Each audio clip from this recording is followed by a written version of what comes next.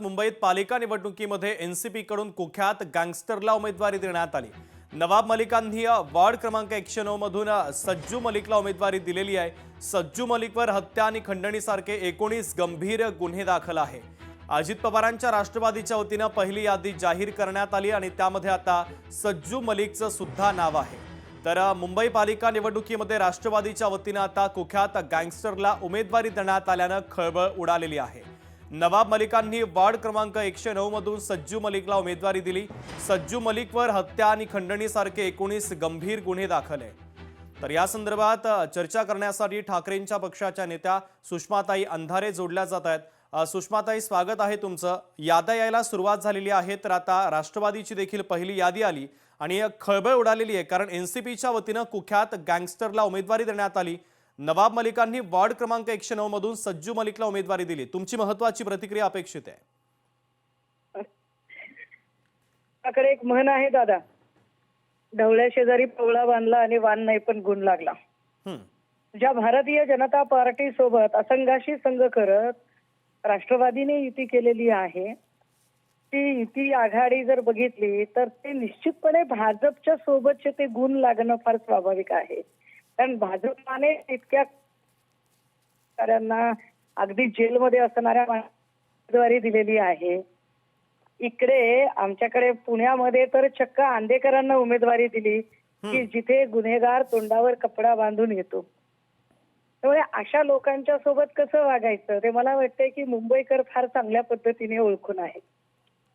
बरं सुषमाताई, आता या संदर्भात अजित पवारांनी कशा पद्धतीची भूमिका घेणं गरजेचं आहे आणि राज्याचे मुख्यमंत्री देवेंद्र फडणवीस यांनी सुद्धा कशी भूमिका घेणं गरजेचं आहे?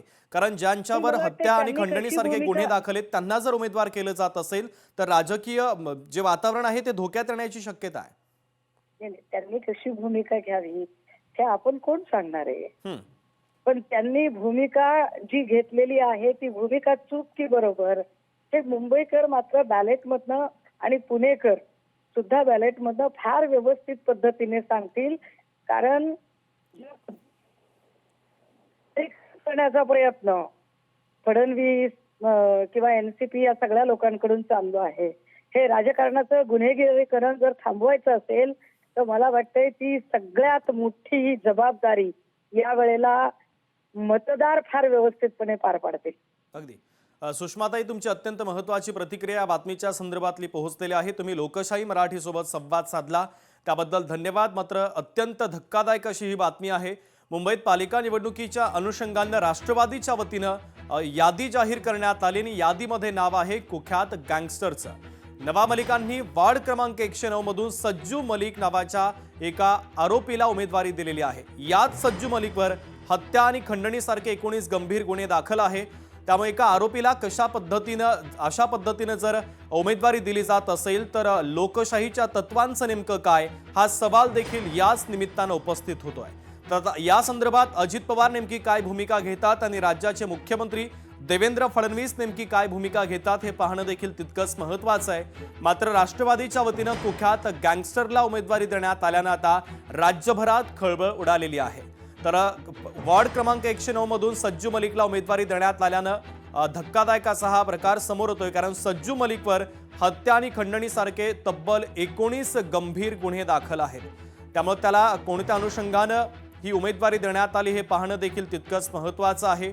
अजित पवार या संदर्भात आता कोणती भूमिका घेतात आणि देवेंद्र फडणवीस या संदर्भात काही भूमिका घेतात का हे पाहणं महत्त्वाचं असेल। तर नवाब मलिकांनी वॉर्ड क्रमांक 109 मधून सज्जू मलिकला उमेदवारी दिलेली आहे।